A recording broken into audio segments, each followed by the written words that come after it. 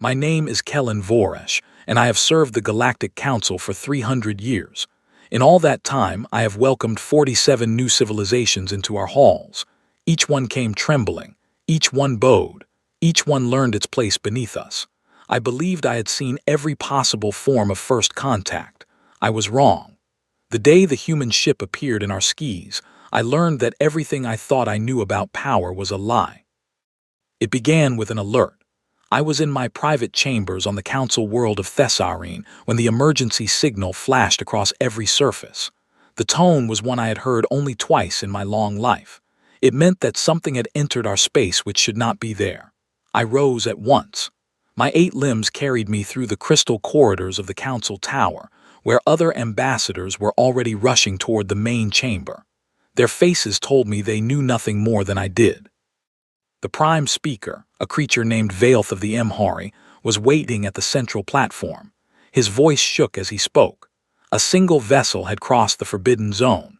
The Forbidden Zone was the wall of empty space we had built around one specific star system 200 years ago. That star system belonged to a small blue planet called Earth. The creatures who lived there were called humans.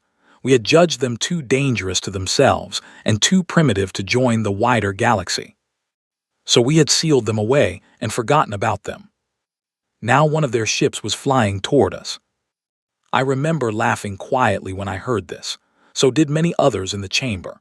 A human ship crossing the Forbidden Zone. Impossible.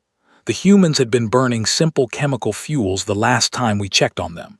They had no jump drives, no bending engines, no understanding of the deeper laws of space. If one of their primitive rockets had somehow drifted into our territory, it would take thousands of years to reach us. There must be a mistake. Perhaps one of our own scout ships had wandered off course and triggered the alarm. But then the images came through from our observation fleet, and the chamber fell very quiet. The ship was not small. It was not primitive. It was longer than our largest warship. It moved in perfect silence. Our scanners could not see inside it. Our sensors could not measure its engines.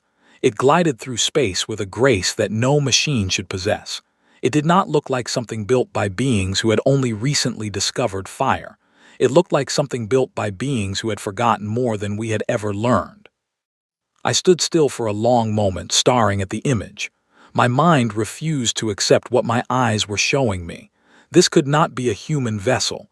It had to be something else, something the humans had found or stolen. That explanation made me feel better. I held on to it tightly. Then came the second shock. The ship was not alone. It was simply the first one we had spotted. Our deep scanners, pushed to their limits, began to pick up the faint traces of other vessels. They were scattered across our space, moving quietly, staying just beneath the line of easy detection. There were hundreds of them, perhaps thousands. We could not tell exactly how many because every time we tried to count them, more signals appeared. A younger ambassador began to weep. An older one began to shout. The prime speaker raised his hands for silence, but his hands were trembling. I looked around the chamber at the faces of my colleagues. 211 species, each proud and ancient, each a ruler of their own corner of the galaxy, and every single one of them looked afraid. I forced myself to think clearly. Fear was useless. Panic was worse. We needed to understand what was happening. I asked the room a simple question. Had the humans declared war? Had they sent any message at all? The communications officer shook her head. No threats, no demands, no announcement of any kind. The lead human ship was simply approaching our capital world at a steady speed. It had not fired a single weapon. It had not even raised its shields as far as we could tell. This was, somehow, more frightening than an attack. An enemy who comes with fury is an enemy you can understand. An enemy who comes in silence, with no anger and no fear, is an enemy who has already decided the outcome. I felt this truth settle into my bones like cold water. The prime speaker called an emergency session. Within 1 hour, every member of the council had gathered. Ambassadors who had not left their home worlds in decades appeared through long-distance projection. The chamber glowed with the light of 100 different species, each in their own shape and color. I took my seat and listened as the debate began. Many voices shouted for action. Send the fleet. Destroy the human ship before it reaches Thessarine. Show them the price of trespassing. A few voices argued for caution. We did not know what weapons the humans carried. Their silence might be a trap. Striking first might invite a response we could not survive. I said nothing. I was watching the image of the human ship on the great display above us. It was close now, close enough that we could see fine details on its hull, and the details were strange. There were no guns visible, no obvious weapons of any kind. The ship looked almost peaceful, if a machine that size could ever look peaceful. It looked, I realized slowly, like a messenger, not a warship, simply a vessel carrying someone who wanted to speak. That thought should have calmed me. It did not. The Prime Speaker finally called for a vote. After long arguments, the Council chose not to attack. We would instead follow the ancient protocol for unexpected arrivals. We would allow the ship to land. We would receive its passengers in the Grand Hall, and we would show them what it meant to stand before the true rulers of the galaxy. I approved of this choice. I had performed the welcome ceremony many times. It was designed to break the spirit of any new species, to make them feel small and weak and grateful. By the end of the ritual, most new arrivals were willing to agree to any terms we offered. It had worked every single time for 2,000 years.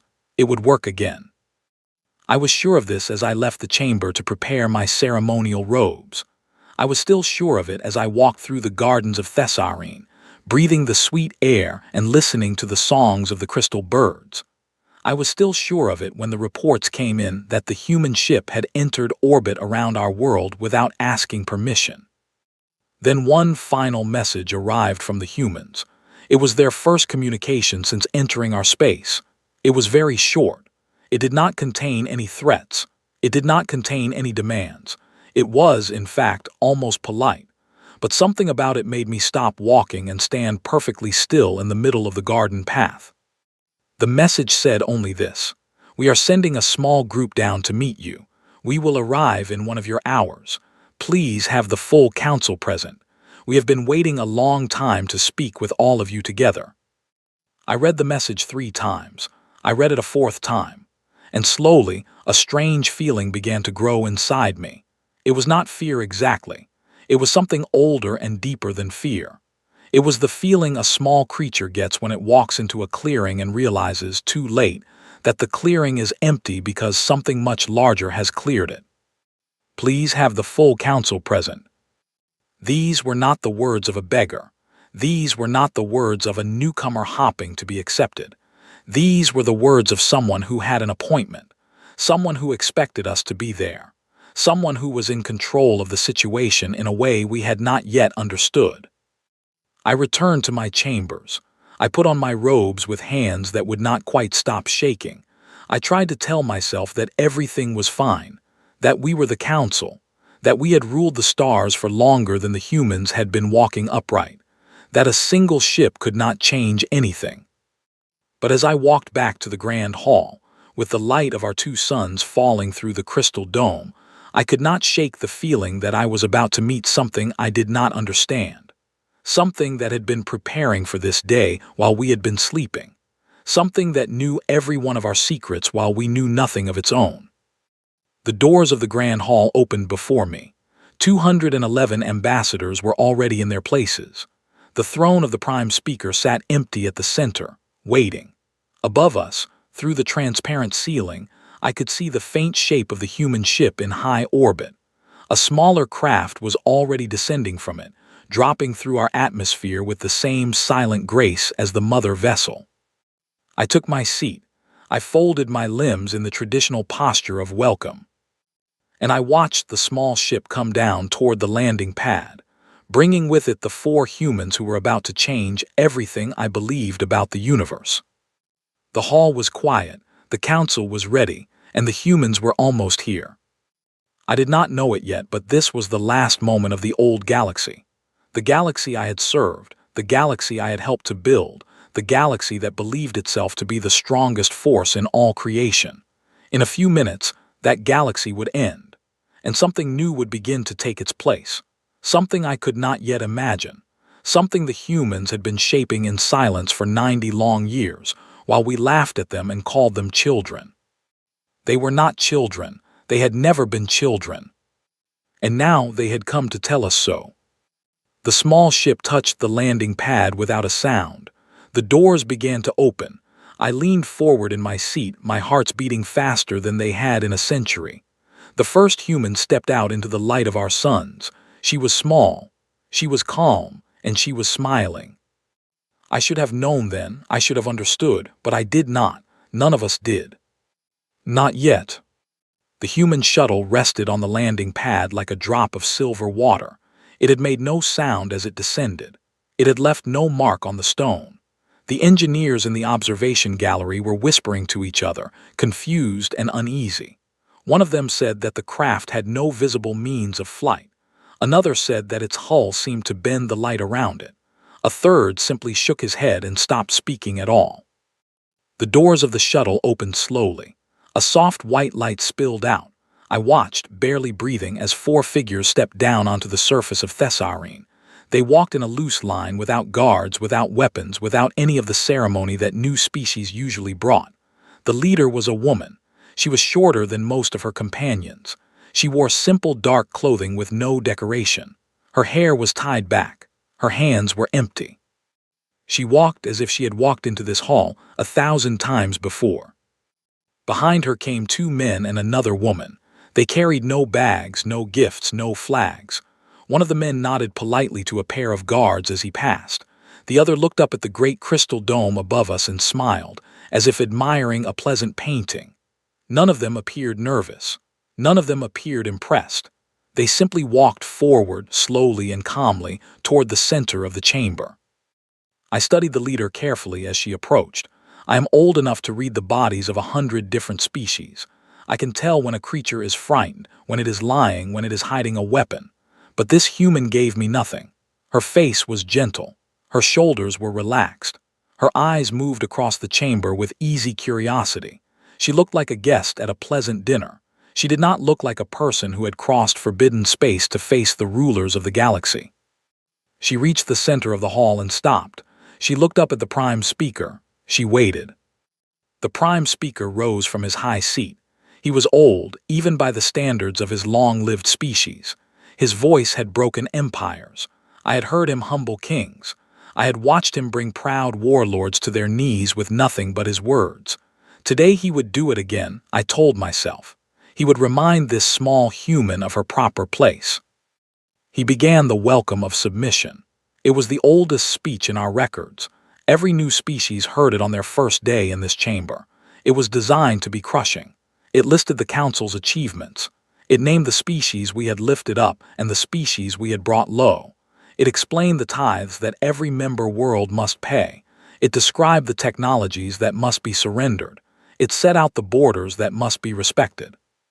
It ended with the traditional demand that the new species kneel and swear loyalty to the Council for all time. I watched the human leader during this speech. I waited for her to tremble. I waited for her eyes to fill with fear. I waited for her to glance at her companions, to search for comfort, to show any sign that the weight of our words was pressing down on her. She did none of these things. She simply listened. Her head tilted slightly to one side, like a teacher patiently waiting for a student to finish a long and confused sentence. Once, she even smiled a little, as if the Prime Speaker had said something mildly amusing. I had never seen anyone react to the welcome of submission this way. Even species far stronger than humans had wept when they heard it. This woman watched him the way a grown person watches a child explain the rules of a game they invented together long ago. The Prime Speaker finished. His final words rang through the chamber. He demanded that the humans accept their new place in the galactic order. He waited for the bowing to begin. The human leader stepped forward one small step. Her voice, when she spoke, was soft. It was so soft that many in the chamber leaned toward her to hear it. "Are you finished?" she asked. 3 words, that was all. 3 simple words spoken in a quiet tone with no anger and no heat. But the effect on the chamber was like a sudden drop in pressure. I felt the breath leave my body. I saw the Prime Speaker's mouth open and close without any sound coming out. 211 ambassadors, the most powerful beings in 200 star systems, sat frozen in their seats. No one moved. No one spoke. The human leader did not raise her voice. She did not smile cruelly. She simply waited a moment longer to see if anyone would answer. When no one did, she reached into her pocket and took out a small, flat object. It was round and smooth, about the size of a fruit. She placed it gently on the speaking platform in front of her. "Before you answer," she said, "I think you should see something." Then she stepped back. The object on the platform did nothing at first. I almost asked what it was. Then, without warning, the great crystal walls of the chamber lit up. Images flooded across every surface. Our own systems, the proud communication grids that had taken us 1,000 years to build, accepted this small human device like a student welcoming a beloved teacher. No code had been entered. No link had been approved. The device had simply spoken, and our technology had obeyed. The first image was a planet, a blue planet streaked with white clouds. It was Earth, but it was not the Earth in our records. The Earth in our records had been a dirty, struggling world, covered in smoke, fighting with itself, barely able to reach its own moon.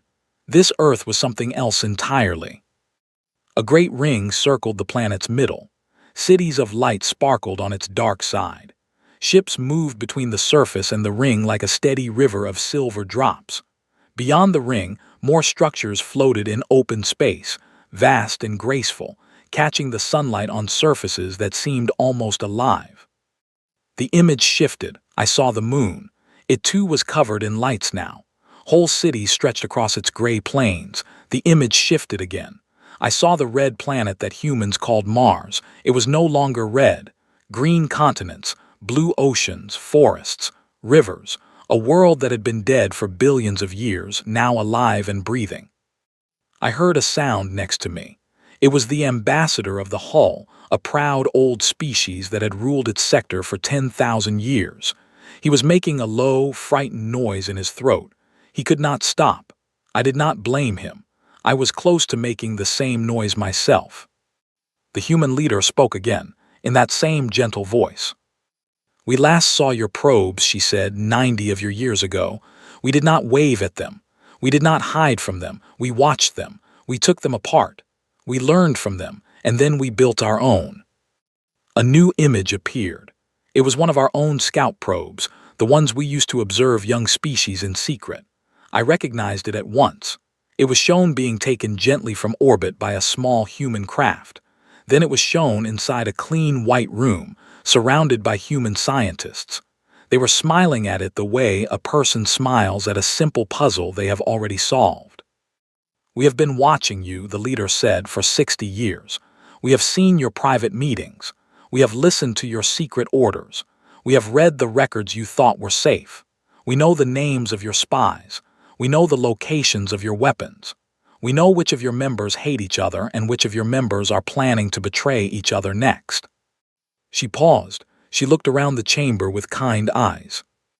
"We know everything," she said, "and you know nothing." The images changed once more.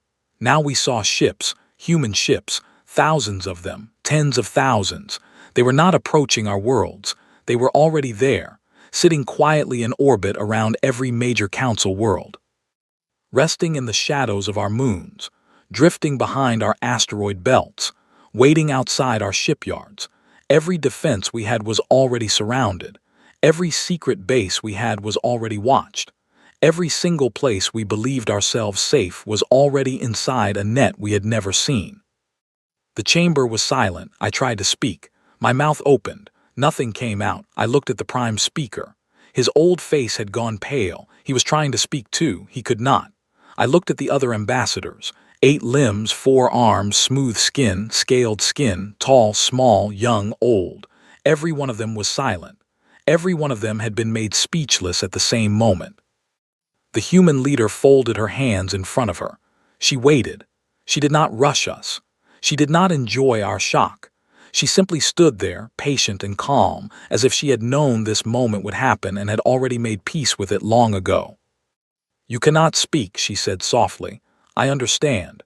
Please take your time. We have been waiting 90 years to have this conversation. A few more minutes will not harm us. I felt something strange then. My eyes grew hot. A wetness rose in them that I had not felt since I was very young. I did not know if it was shame or fear or something else entirely. I only knew that for the first time in my 300 years, I did not know what the future would bring. The galaxy I had served no longer existed. It had ended the moment that small device had touched the speaking platform. The galaxy that would come next was not yet born. And the people who would build it were standing quietly in the center of our hall, waiting for us to find our voices. The woman turned to look at me. I do not know why she chose me out of all the ambassadors in the chamber. Perhaps my reaction had caught her attention. Perhaps it was only chance. But her eyes met mine, and she gave me a small, kind nod. It was the nod of someone who knew exactly what I was feeling. It was the nod of someone who had once been where I was now. It was the nod of someone who had survived that feeling and come through it into something better on the other side.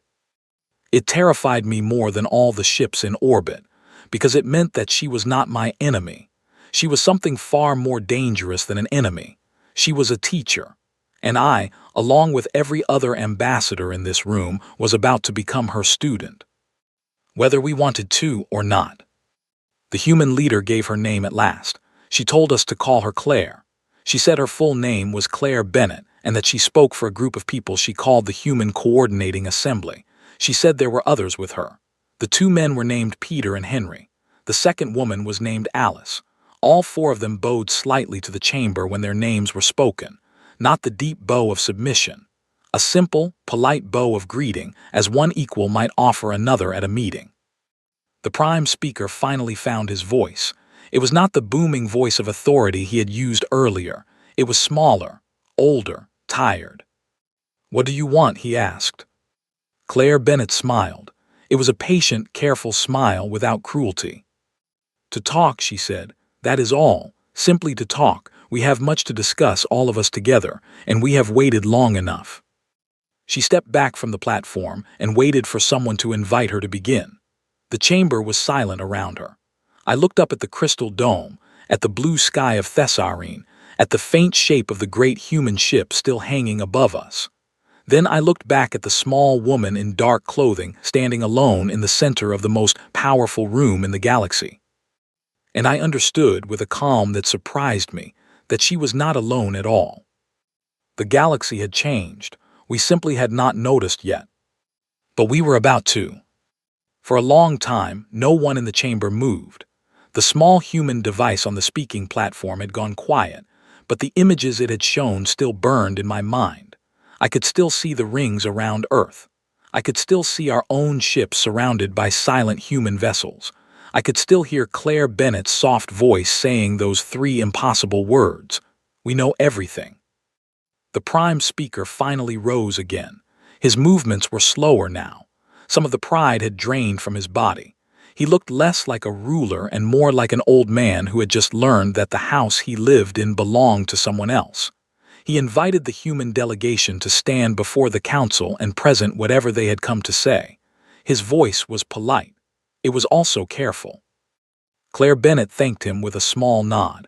She did not step back onto the raised platform. She stood on the lower floor at the same level as the ambassadors. I noticed this at once. The speaking platform was a position of honor. Every species who had ever addressed the council had used it. By refusing to stand on it, she was sending a quiet message. She was not asking for the council's honor. She was not seeking approval.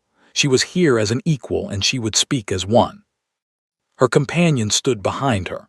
Peter, the taller of the two men, held his hands behind his back. Henry, the shorter one, looked around the chamber with the mild interest of a traveler examining a new city. Alice, the second woman, stood still and quiet, her eyes moving slowly from ambassador to ambassador, as if she were reading each of them in turn. Claire began to speak. She did not begin with threats. She did not begin with demands. She began with a story. She told us the story of Earth, not the version we had read in our survey reports, the version that was real. She spoke of the long early years of human life, when they had lived in small groups and fought over food and water. She spoke of the rise of their first cities, their first languages, their first kings. She spoke of their great discoveries and their great failures. She did not hide the dark parts. She told us plainly that humans had made terrible choices many times. They had fought each other over land, over belief, over pride. They had built weapons they should not have built. They had nearly destroyed their own world more than once. But each time, she said, they had pulled back from the edge. Each time they had learned, slowly, painfully, with many wrong turns along the way, but they had kept learning. Then she told us about the arrival of our probes. 90 years ago, she said, one of our survey probes had passed through Earth's solar system. It had been a simple watching device designed to hide itself from primitive eyes, but humans had seen it. They had not been fooled by its weak hiding systems. They had tracked it, captured it, and studied it. The device had broken open 100 new fields of science for them overnight. Suddenly, they knew that they were not alone. Suddenly, they knew that a great society existed among the stars. Suddenly, they knew that this society had chosen to hide from them and to keep them small. She paused there. She looked around the chamber. That was the moment, she said, when everything changed for us. We realized that someone out there had decided we were not worthy, that someone had locked us in a small room and thrown away the key. We had two choices. We could accept this and stay small, or we could grow. She let those words rest in the air. Then she went on. Humans did not declare war, she said. Humans did not send angry messages into space. Humans did not even reveal that they had found the probe. Instead, they quietly agreed among themselves to build, to learn, to grow as fast as they could, not out of hatred for the Council, but out of a simple desire never to be locked in that small room again. They had set aside many of their old fights. They had built great schools, great laboratories, great shipyards. They had shared their knowledge across all their nations. They had learned to work together in ways they never had before, and they had done all of this in secret, below the notice of our distant probes. Within 20 years, she said, they had matched the technology of the probe. Within 40 years, they had surpassed it. Within 60 years, they had begun to build ships of their own and send them, very carefully, into the galaxy beyond. They had found our observation posts. They had found our hidden bases. They had found our shipping routes. They had watched everything. They had listened to everything. They had taken careful notes for 30 long years, and they had waited patiently for the day when they were strong enough to come and speak with us face to face. Today was that day, she said. The chamber was very quiet when she finished. I could hear the soft hum of the crystal walls. I could hear my own heart's beating. The ambassador of the Kresh Dominion rose. The Kresh were a proud and hard species. They had ruled 3 sectors through strength for many centuries. Their ambassador was a large being with thick gray skin and cold black eyes. He did not like being lectured. He did not like surprises. He especially did not like being told that a younger species had been watching him in secret. His voice was low and sharp when he spoke. You come here, he said, and you show us pictures. You tell us a long story. You say you have ships around our worlds. How do we know any of this is true? How do we know you have not simply built a few clever machines to frighten us? Perhaps this is all a trick. Perhaps you humans are still small and weak, and this is your last brave act before we crush you. He looked around the chamber for support. Several other ambassadors nodded along with him. They wanted this to be a trick. They wanted to believe that the images had been lies. I understood the feeling well. I wanted to believe it too. Claire Bennett did not become angry. She did not raise her voice. She did not even look offended. She simply nodded as if the Kresh ambassador had asked a very reasonable question. That is fair, she said. You should not trust my words alone. Let me give you something you can check for yourselves. She turned to her companion Alice and gave a small nod. Alice reached into a pocket and brought out a second device. She placed it on the floor beside the first one. It glowed gently. Claire spoke again. At this moment, she said, one of your most secret facilities is a hidden base on the 4th moon of your home world. It is called Deep Vault 9. It holds your newest weapons research. Only 12 beings in your entire empire know it exists. Yes. The Kresh ambassador's skin changed color. He did not answer. He did not need to. His silence was answer enough. Claire nodded to Alice. The new device projected an image. It was a clean view of an underground room, gray walls, gray floor, rows of sleeping weapons and experiments, Kresh scientists moving quietly between them, a live image streaming in real time from inside the most secret base of a galactic power. The Kresh ambassador sat down heavily in his seat. He did not speak for the rest of the session. Claire turned to another ambassador, the representative of the Mhori Trade Guild. She greeted him politely by name. Your private bank account on the trade world of Selmer, she said, currently holds 6 billion units of credit that you have hidden from your own government. The account name is a false one. The account number begins with the digits 7381. The Mhori ambassador's long face turned a deep shade of purple. He lowered his eyes. He did not deny it. Claire looked around the chamber slowly. I could do this for every single one of you, she said gently. I do not wish to. I do not want to cause anyone shame in public. I want only to make one thing clear. We are not bluffing. We are not pretending. Every word I have spoken today is true. Every image you have seen today is real. You may check them as you wish. We will wait. She stepped back and folded her hands in front of her. She looked calm. She looked patient. She looked like a person who had known exactly how this meeting would go from the first moment she walked in.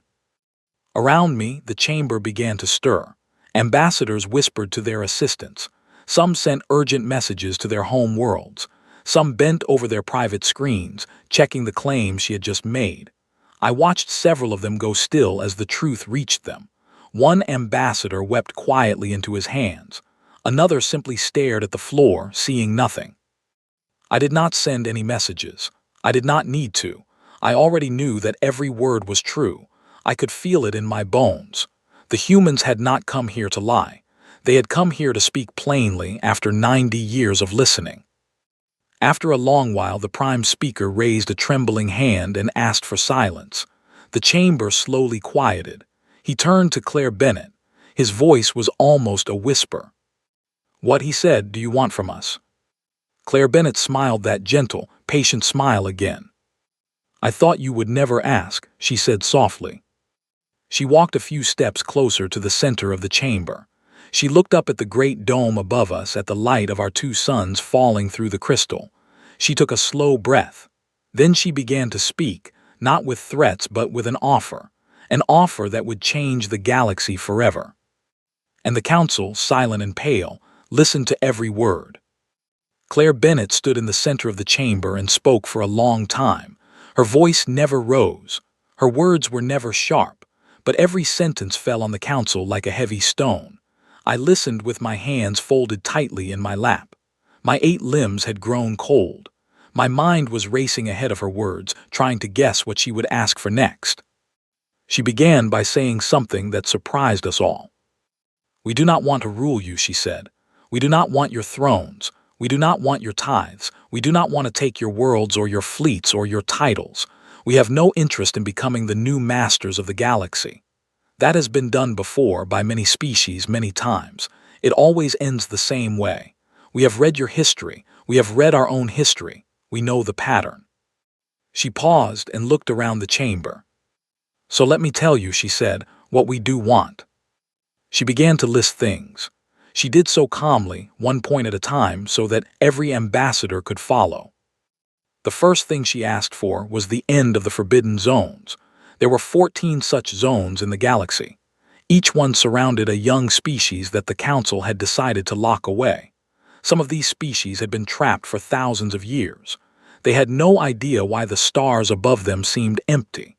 They did not know that a great society watched them from the outside and kept them small. The humans wanted these zones removed, every one of them.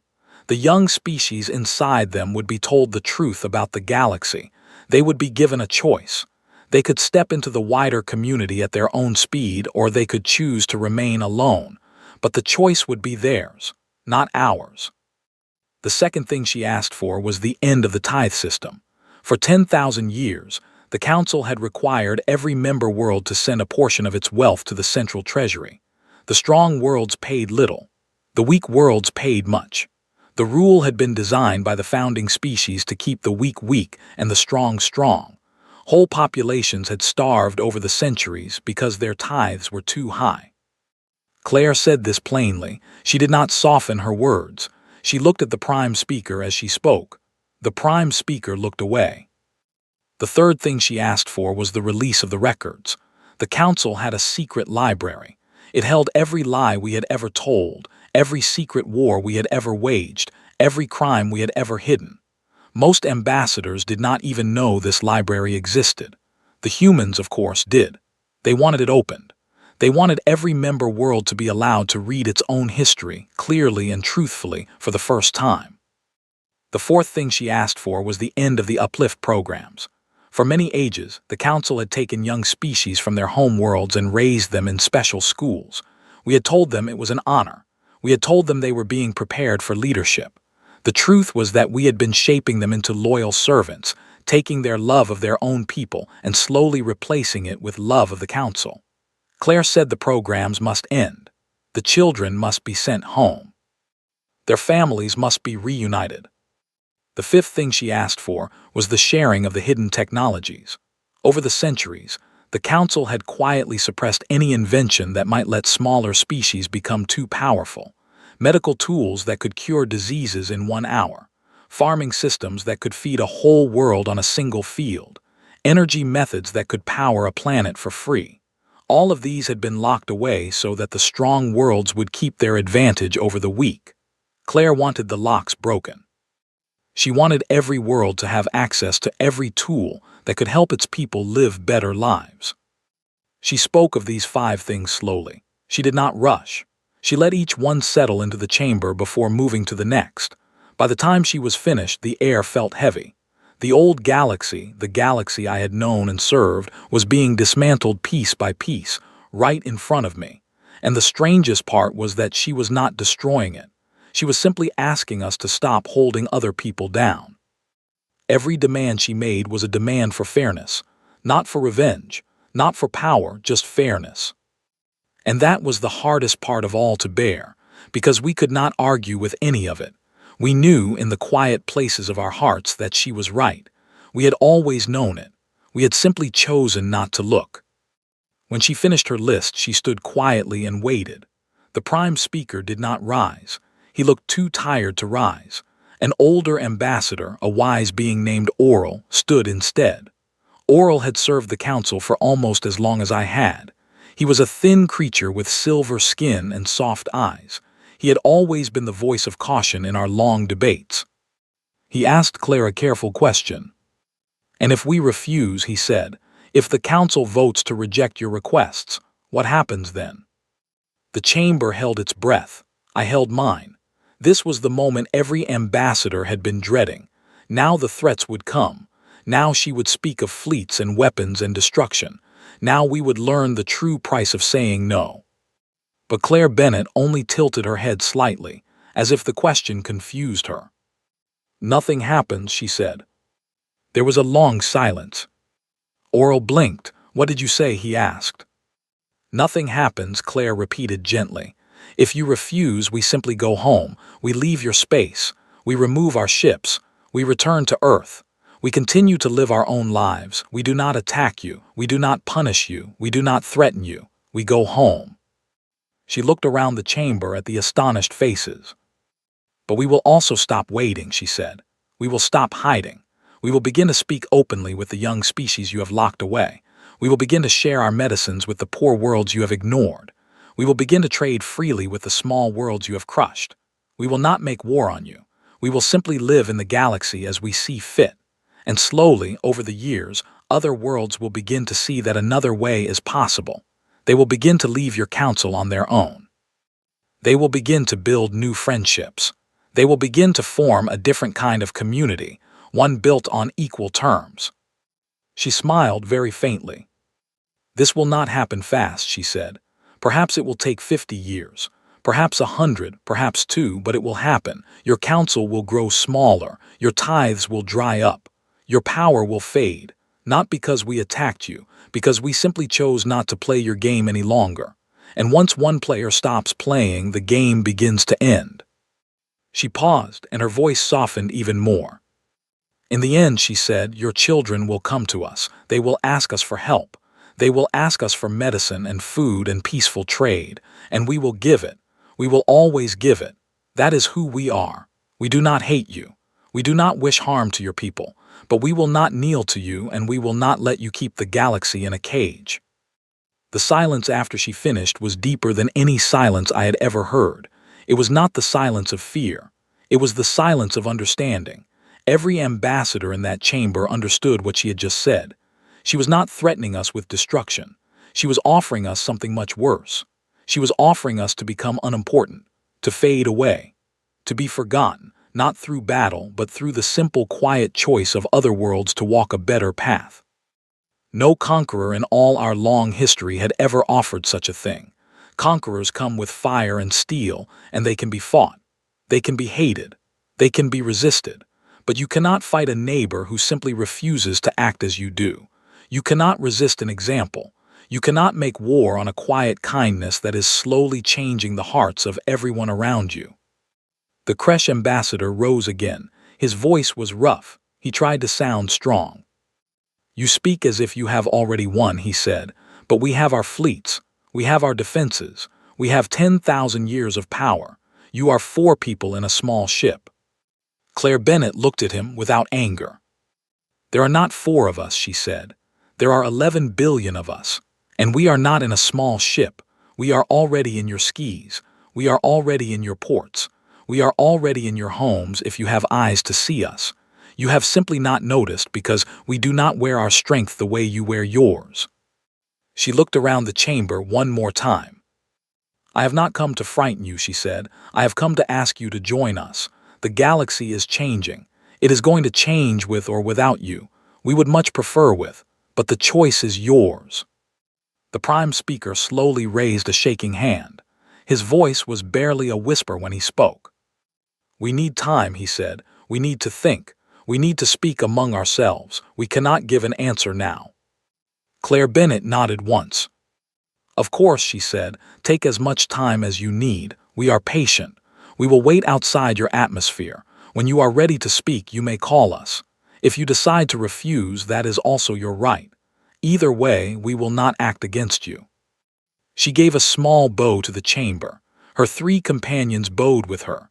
Then the 4 of them turned and walked out of the hall as quietly and as gracefully as they had come. The great doors closed behind them. The chamber sat in stunned silence.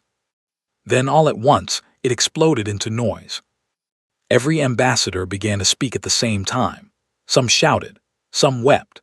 Some demanded an immediate vote. Some demanded that we call up the fleets and end this now before the humans could cause more harm. Others cried out that war was impossible, that we had already lost, that any ship we launched would be broken in the first hour.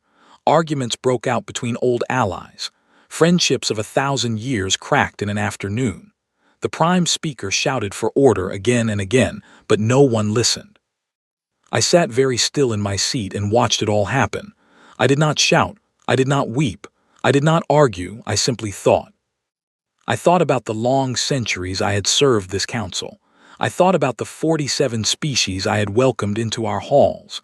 I thought about the smiles I had given them while I read out the welcome of submission, the speech designed to break their spirits.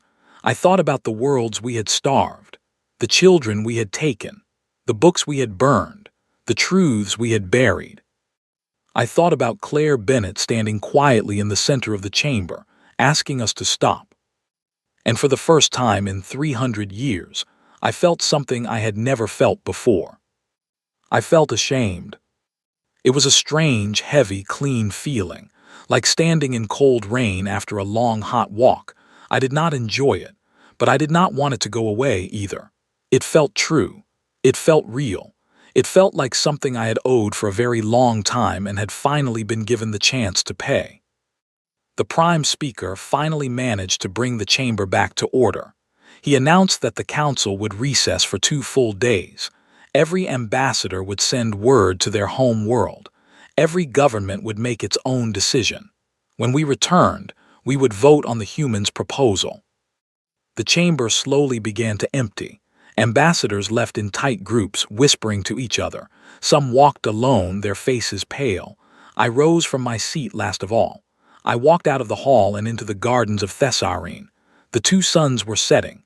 The crystal birds were singing their evening songs. The air smelled sweet. I walked for a long time without speaking to anyone. I walked through paths I had walked for 300 years. I walked past statues of old council leaders, heroes whose names every child in the galaxy once knew. Now in the fading light they looked smaller than they used to. They looked like what they were: statues, stone, the past. I stopped by a pond at the center of the garden. A small silver fish moved slowly in the water. I watched it for a long time. I was not thinking about fleets. I was not thinking about weapons. I was not thinking about the great political storm that was about to break over the galaxy. I was thinking about a young world I had once visited, a world called Emin. The Emin people had been kind. They had welcomed us with songs. They had shared their food. Then we had taken their best children away to our uplift schools. We had told the parents it was an honor. We had said the children would return one day as great leaders. Most of the children never returned at all. The ones who did could barely speak their own language anymore. They could not find their families. They stood in the squares of their home cities and wept because nothing looked familiar. I had known about Emin my whole life. I had signed the papers that took those children away. I had told myself it was for the greater good. I had told myself we knew better than their parents did. Now, standing by this quiet pond, I finally understood that I had been wrong. Not a little wrong. Not partly wrong. Fully, deeply, terribly wrong. I lowered my head and closed my eyes. The evening wind moved gently through the trees. And somewhere, high above the atmosphere of Thessarine, a silent human ship waited patiently for our answer. I knew in that moment how I would vote. I walked back to my chamber slowly beneath the rising stars. There was a long night ahead and a longer debate and a galaxy about to change. But for the first time in my life, I was ready to change with it. The days after the human delegation left our chamber were the strangest of my life. Thessarine, which had always been a world of quiet ceremony, became a storm of voices. Ships landed and lifted off every hour. Messengers ran through the corridors day and night. Ambassadors who had not spoken to each other in decades were suddenly meeting in secret. Alliances formed, broke, and formed again. The great capital of the galaxy, which had stood calm for 10,000 years, was finally being forced to look at itself in the mirror. And it did not like what it saw. I spent most of those days in my own chambers. I wrote many letters. I sent them to my home world of Velnora. I told my people everything that had happened. I did not soften any part of it. I did not pretend we were still strong. I told them that a new age had arrived and that we would either step into it willingly or be pulled into it anyway. My own government wrote back quickly. They asked only one question: "What do you believe we should do?" I wrote back with a single line: "I believe we should accept." Not every ambassador was so ready. Some were still angry. Some were still frightened. The Kresh ambassador, humbled as he had been in the chamber, had quietly left Thessarine on the second day. He had gone home to demand that his empire prepare for war. I learned of this through old friends in the intelligence corps. They told me that the Kresh High Council had met for a full day and night, arguing over whether to fight. In the end, the Kresh themselves voted against their own ambassador. They chose to wait. They chose to listen. Even the proudest species in the galaxy could read the stars, and the stars that week were very clear. On the morning of the third day, the council returned to the Grand Hall. The humans had not demanded that we hurry. They had simply said they would wait. True to their word, their ships had remained quietly in orbit, making no moves, sending no messages. The galaxy held its breath. When the council took its seats, Claire Bennett and her 3 companions entered the chamber once more. They walked in the same calm way as before. They took the same places on the lower floor. They did not look triumphant. They did not look worried. They simply looked ready. The prime speaker rose. He looked much older than he had 3 days before. His voice, when he spoke, was steady but soft. The council has considered your proposal, he said. We have spoken with our peoples. We have spoken with each other. We have spoken with our own hearts. He paused. He took a long breath. And we accept, he said. He listed each of the 5 demands: the end of the forbidden zones, the end of the tithe system, the release of the records, the end of the uplift programs, the sharing of the hidden technologies. One by one, he accepted them all. There were 3 exceptions. 3 member worlds had chosen to reject the proposal. Their ambassadors rose and formally withdrew from the council. They promised that their empires would fight the new order by all means short of open attack. They walked out of the chamber with their heads high. The doors closed behind them. Claire Bennett did not stop them. She did not even look angry. She watched them go with a small, sad expression. They will be back, she said quietly when they were gone. Give them time. Then she turned to the prime speaker and bowed low. It was the first deep bow she had given us. It was the bow of a guest honoring a host. Thank you, she said. You have made a braver choice than you know.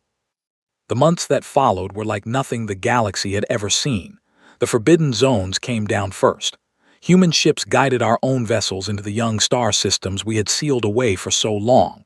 The species inside them greeted us with confused eyes. We told them the truth. We apologized. We offered trade, learning, and friendship. Some of them forgave us quickly. Some of them would need 1,000 years to forgive us. That was their right. We did not rush them. The tithe system was dismantled next. Whole worlds that had been starving for centuries were suddenly free to keep their own food, their own metals, their own wealth. Famines ended. Children who had gone to bed hungry, their whole lives now went to bed full. I visited some of these worlds in my later years. I saw the faces of parents who had almost forgotten how to hope. I saw the first healthy children those families had produced in generations. It is a sight I will carry with me until my last breath. The secret records were released slowly because the truth in them was heavy. Many member worlds learned for the first time what had truly happened to their ancestors. There was anger, there was mourning, there were demands for justice. Most of those demands were answered honestly. A few old leaders who had ordered terrible things in past centuries were brought before a new court. They were not harmed, but they were made to answer for what they had done. The galaxy watched. The galaxy learned. And something deep inside the galaxy began, very slowly, to heal. The uplift schools were emptied. The children were returned home. Some of them did not remember their families. Some of their families did not remember them. Reunions were joyful for some and painful for others. The humans helped. They sent counselors. They sent teachers. They sent patient people who sat with weeping mothers for hours and asked nothing in return. Whole worlds began to rebuild what we had once broken. And the hidden technologies, the greatest gift of all, began to flow. Simple devices that could clean polluted rivers, medical tools that could cure diseases in a single afternoon, farming systems that could feed millions on a small plot of land. These things, locked away in council vaults for so long, were placed into the hands of every world that wanted them. Poverty did not vanish overnight, but it began to shrink. And in many places, for the first time in the long memory of the galaxy, hope grew faster than despair. Through all of this, the humans never took a seat of power. Claire Bennett refused to become a council leader. Her companions refused titles. Earth accepted a single ordinary seat on the new council, no different from the seat of any other species. They shared their technology freely, without demanding loyalty in return. They offered advice when asked, and stayed silent when not. They lived among us as quiet neighbors, not as kings. This, more than anything, changed the galaxy, because every other great power watching the humans began to ask itself the same question. If the strongest species in known space can live this way, without thrones, without tithes, without pride, then what excuse do we have for our own greed? Slowly, one by one, the old empires began to reform themselves, not because they were ordered to, because they were ashamed to act otherwise in front of the humans. Years passed, then decades. The 3 species who had walked out of the chamber that day eventually returned. 2 of them came quietly, sending messengers to ask if they could rejoin the new council. They were welcomed without punishment. The 3rd species had collapsed into its own troubles and was in deep need. Humans went to them first, offering aid. I will always remember the old Creche ambassador who had once been so proud when he visited my chambers some years later. He was older then, his gray skin pale, his black eyes softer than before. He told me that he had been wrong. He said the words plainly and without excuses. I thanked him. We drank together in silence. He died the following year. He was, in the end, a good man. I met with Claire Bennett many times during those years. She was not what I had expected a world changer to be. She laughed easily. She loved gardens. She asked me questions about my family and remembered the answers. She drank small cups of a warm, dark drink her people called tea. She shared it with me often. I grew to like it very much. One evening, some 10 years after that first meeting in the chamber, she and I sat together in my private garden. The two suns were setting. The crystal birds were singing. A small silver fish moved in the pond, perhaps the same one I had watched on the night I had decided how to vote. I asked her a question I had wanted to ask for a long time. "Why did you show us mercy?" I said. She looked at me for a while before answering. Her face was calm in the fading light. "Because we remembered," she said. I waited. I knew there was more. "We remembered what it cost us to stop being cruel," she said. "We remembered the long years of our own wars, the fires in our cities, the graves of our children. The moments when we almost ended ourselves through our own pride. We climbed out of all of that slowly and at a great price. When we saw what your council was doing, we recognized it. It was us, a long time ago. And we knew where the path would end if no one helped you turn aside from it." She was quiet for a moment. "We are not here to punish you," she said. "We are here because we would not wish the long, dark road upon anyone who might be guided away from it. We are here because we believe that kindness can teach where force only breaks. We are here because we have been where you are now, and we climbed out, and we would share the climbing with you, if you will allow it." I did not answer. There was nothing to say. I simply sat with her in the quiet garden and watched the stars come out. More years passed. I grew older. My 8 limbs grew stiff. My eyes dimmed a little. I was finally, at 360 years of age, beginning to feel old. I had served under 3 prime speakers since the day Claire Bennett first walked into our chamber. The galaxy around me had become almost unrecognizable from the one I had grown up in. It was better. It was cleaner. It was kinder. It was slower to anger and quicker to forgive. Ambassadors no longer read the welcome of submission to new species. That old speech had been removed from the records. In its place, a new greeting had been written. A simple greeting, taught to every young diplomat in their first year of training. A greeting that I myself was given the honor of speaking on the final day of my long career. It was the day that a new species, a young and trembling people from a star system we had only just contacted, arrived at Thessarine for the first time. They came through the great doors of the Grand Hall with wide eyes. They were small. They were frightened. They reminded me of children standing at the edge of a great forest. I rose from my seat. Claire Bennett, now much older herself, stood beside me. She nodded to me gently. She had asked me to do this. I had accepted with tears in my eyes. I stepped forward. The new species watched me with careful, nervous faces. I did not demand that they kneel. I did not read them a list of tithes. I did not threaten them with rules and borders. I did what every welcomer now did in the new galaxy. I opened my arms. I smiled. I spoke the 3 lines that children now learned in their first school year. "You are safe here," I said. "You are equal here. Welcome home." The small travelers did not understand our language yet, but they understood my face. They understood the open arms. They understood the kindness in the room. One of them, a small child at the front of their group, stepped forward and reached up to touch my hand. Her small fingers closed around one of my 8 limbs. She smiled. It was a small, uncertain smile, but it was real. I felt tears in my old eyes. I had felt them many times in the years since that day in the chamber. I no longer tried to hide them. Claire Bennett and I walked together out of the Grand Hall afterwards. The 2 suns were setting. The light was golden. We walked in silence for a while, two old friends who did not need to speak to understand each other. At the garden gate, she stopped and turned to me. "Do you remember," she said, "the first day I came to this world?" "I remember every moment," I said. She smiled. "You were afraid," she said. "I saw it in your eyes. You thought I had come to end your world." I lowered my head. "I did," I said. She laughed softly. "And yet here we are," she said.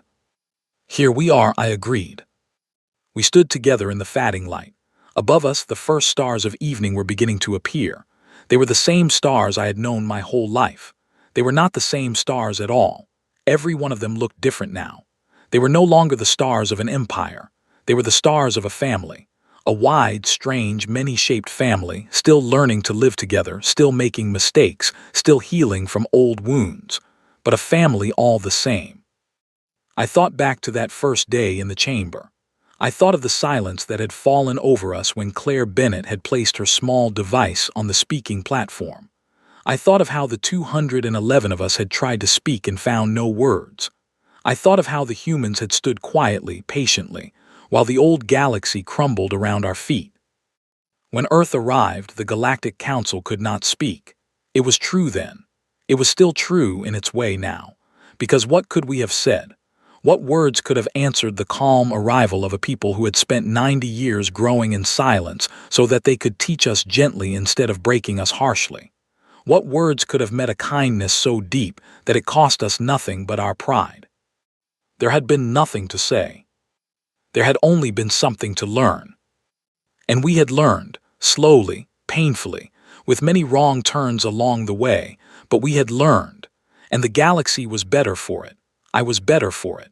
My whole long life had been given a meaning in its final chapters that I could never have imagined in its first. Claire Bennett touched my arm lightly. She pointed up at the sky.